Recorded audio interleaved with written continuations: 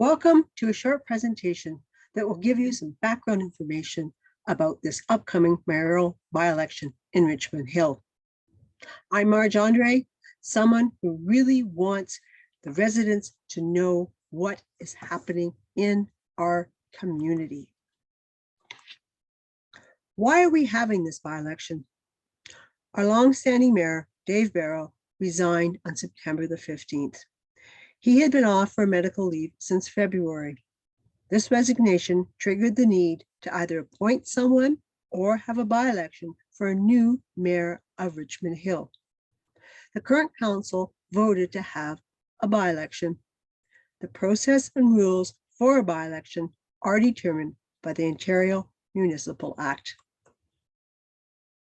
Our candidates are Carmen Pirelli, Rudy Tian, David West, Jody Paulo, Godwin Chan, Susan Corman, Michael Zambakiadis, Uni Young, and Rona Wang. The last date to register as a candidate was December 10th at 2 p.m. What does it take to be a candidate? You make an appointment with the city clerk, pay $200, and you need to have collected at least 25 signatures from people living in Richmond Hill. The sooner they register, the sooner they can start collecting donations for their campaigns. Our city clerk has estimated the cost to the city for this by-election will be between $575,000 and $625,000. If one of the current councillors is elected mayor, there will be an appointment of someone to fill that vacancy.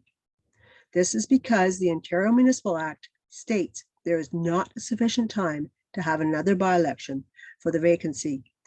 There will not be $600,000 spent again. Phew. There's a definite association of election signs signaling that there is an election. There are many rules for sign placement.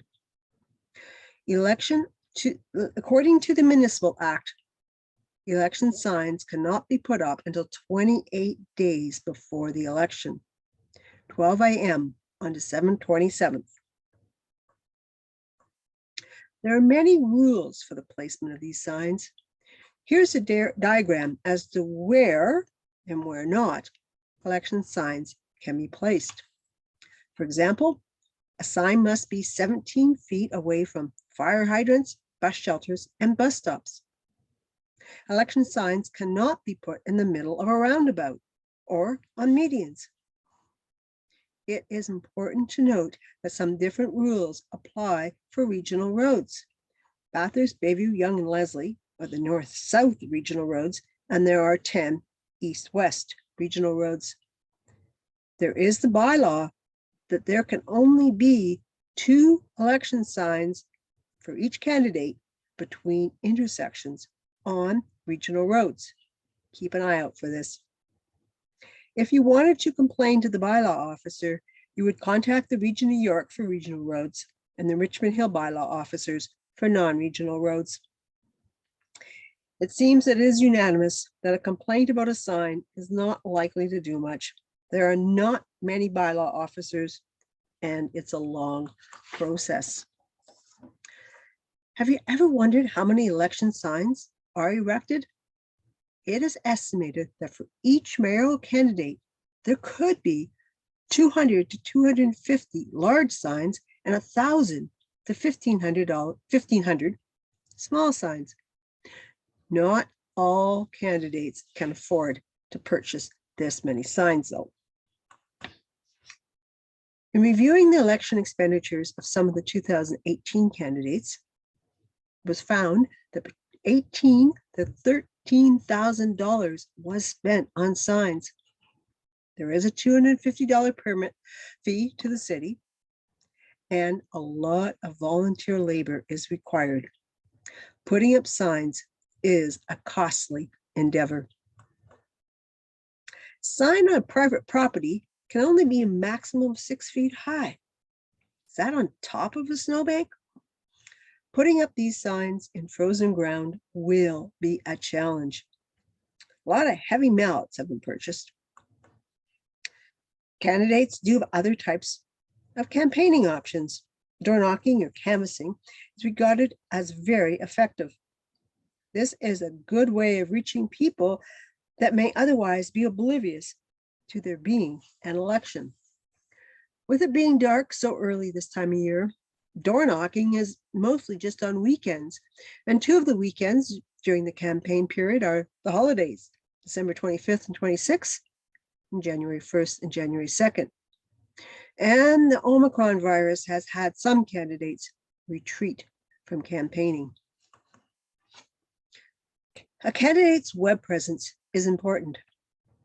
Here are the screenshots of the homepages of the 4 candidates that currently are on council: David West, Joe DiPaolo, Gordon Chan, and Carmen Pirelli.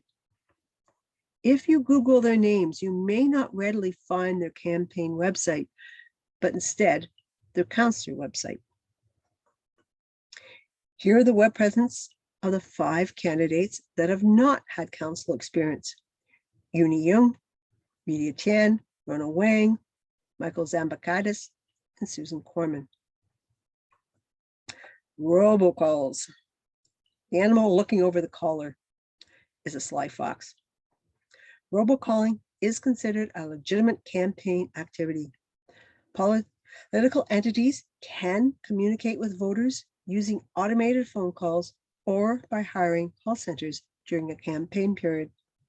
Robocalls are allowed even if you are registered on the National Do Not Call list. A candidate could have your phone number in their database if you had responded to one of their events, such as a town hall, giveaway, or barbecue. Social media is quite effective. Some of it is paid for. There are paid ads.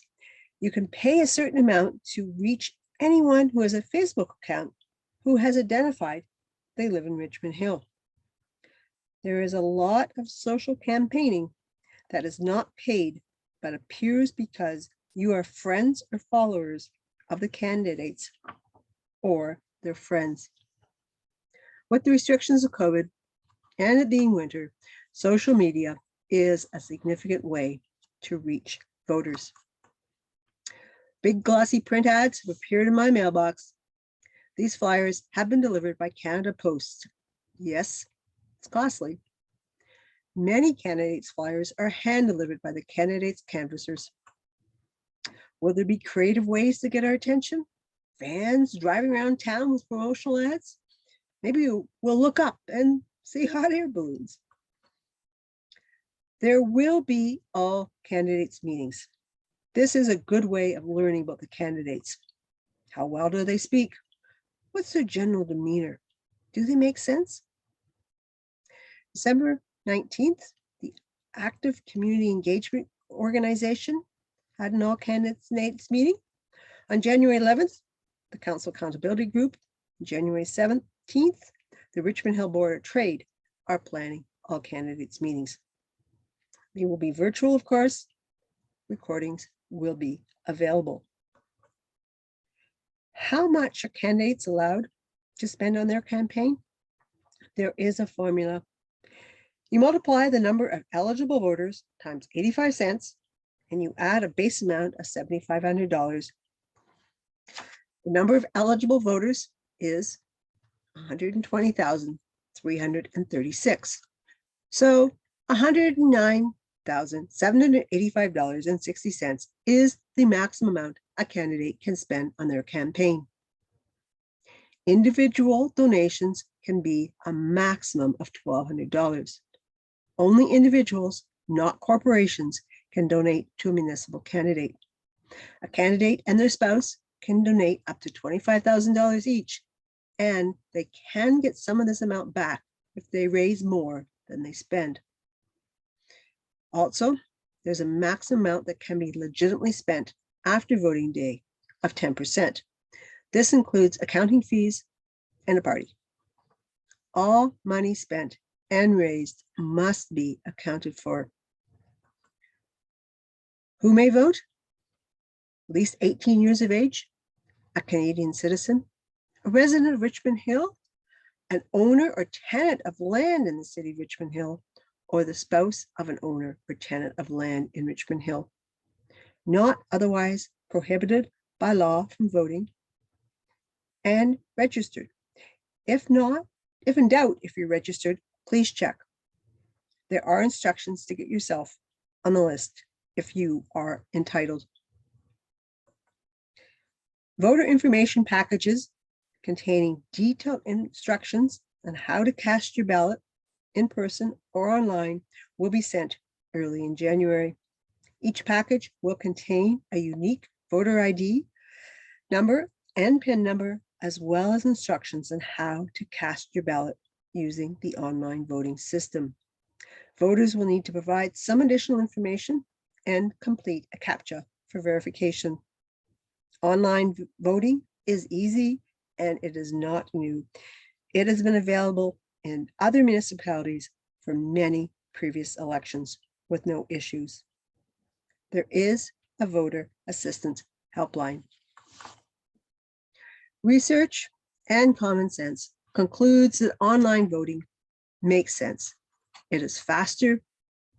It is more accessible for those with mobility issues, for those who need to look after children or the elderly. If it's -30 or snowstorm, icy roads, or if this pandemic needs us to continue to really socially distance. Yes, going out to the poll to vote has been a tradition. Will this pandemic make us more comfortable with voting online?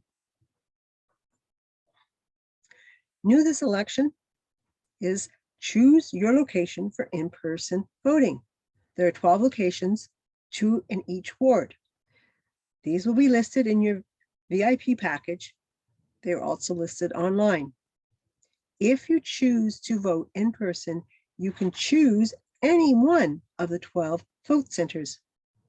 At all these vote centers, both paper ballots and internet voting terminals will be available.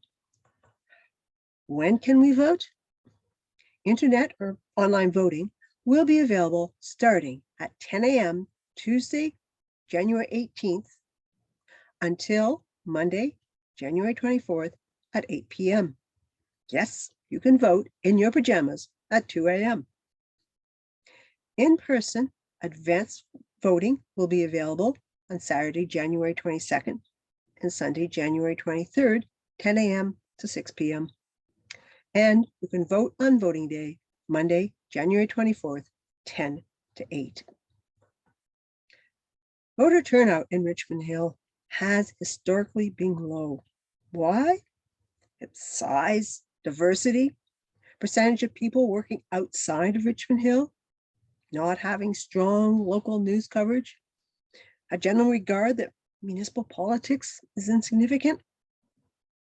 Here's a glimpse of the 2018 municipal election results, specifically the votes of current candidates who ran in this last election and the number of votes the elected Mayor Dave Barrow did receive. Dave Barrow received 23,304 votes. Susan Corman received 4,756 votes.